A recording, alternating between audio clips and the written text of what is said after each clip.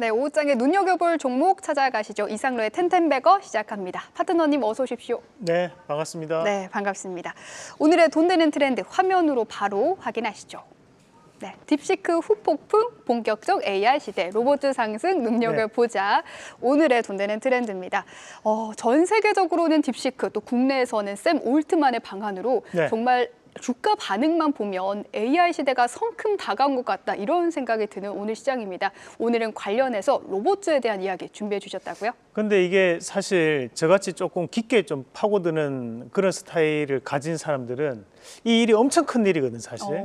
그래서 저는 이거를 막 정말 계속 얘기를 해도 얘기거리가 계속 나올 정도라고 생각하고 이게 주식시장에 엄청난 영향을 미칠 거라고 생각을 하고 바라보는데 그것보다 시장은 그만큼에 대한 움직임이 안 나오는 것 같아서 조금 섭섭한 부분도 있습니다.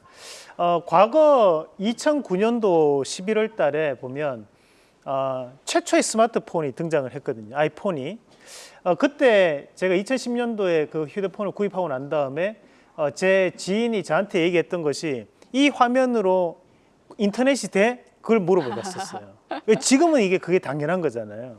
근데 우리가 그때는 휴대폰용 인터넷이 있었고 그리고 PC용 인터넷이 스마트폰으로 들어갔던 것이 아이폰이 처음이었습니다.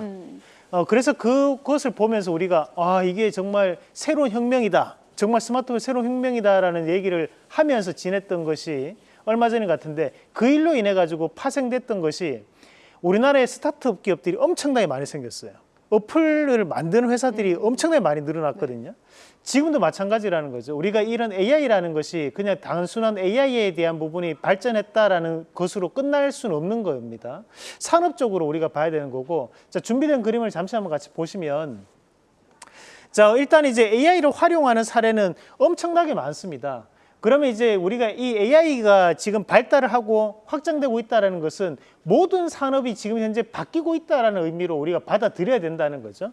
그래서 이제 우리가 뭐 그림 안에서 보면 글자가 상당히 많은데 뭐 큰 글씨만 좀 읽어드리면 의료 분야에도 바뀔 수 있는 거고 제조 또는 물류, 마케팅, 자율주행, 전문 서비스 모두 다 바뀔 수 있는 과정 안에서 우리가 가능성을 열어놓고 봐야 된다는 말씀을 드리고 싶고요. 자, 다음 그림 한번 같이 보겠습니다. 자, 그런데 이제 이 샘 알트만이 한국을 방한을 했을 때 얘기를 했던 포커스가 어디에 맞춰지냐면 한국 기업들과 로봇에 대한 협력 의사를 밝히는 모습이 나타났습니다. 자, 다음 그림 한번 같이 보시면 과거 2025년도 1월 달에 이런 얘기를 했습니다. 오픈 AI가 휴머노이드 로봇을 만들겠다라는 얘기를 했습니다. 자, 이것을 이제 다 이어서 생각을 해야 되는 것들이거든요. 우리가 이 샘 알트만이 들어오면 AI 관련된 얘기를 할 거라고 생각했는데 오히려 AI에 대한 얘기보다 로봇에 대한 얘기를 훨씬 더 국내 기업들과 협력하겠다는 얘기를 했다는 거에 포커스를 맞춰져 있는 거고 결국에는 AI가 확장되면서 로봇 시장도 같이 커질 수밖에 없다는 것을 현재 얘기하고 있다는 거고요. 자, 다음 그림도 한번 같이 보겠습니다.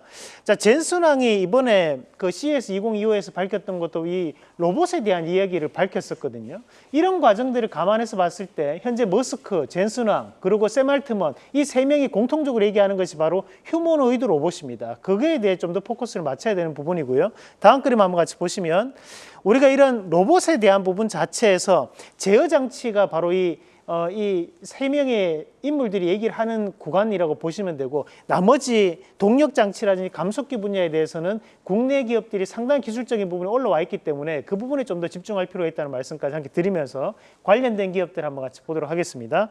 자, 우선 SPG 한번 같이 보겠습니다. 자, 결국에는 이제 제어 장치에 대한 부분 자체가 확장될수록 이런 정밀 감속기를 생산할 수 있는 기업들에 대한 매출도 증가하고 있고 저는 매출에 대한 증가가 앞으로도 이어질 가능성이 있다고 보고요. 그래서 지금 현재 SPG에 대한 주가적인 변화를 좀 더 말씀을 드리겠고 자, 다음 종목으로 스맥도 한번 같이 보도록 하겠습니다. 자, 스맥에 대한 부분은 이제 산업용 로봇에 대한 부분이 확장될 수 있는 구간이기 때문에 그에 따른 이제 재평가 가능성을 좀 더 높게 판단을 하면서 말씀을 드리도록 하겠습니다. 네, 오늘 관련주 SPG와 스맥 말씀을 해주셨고요.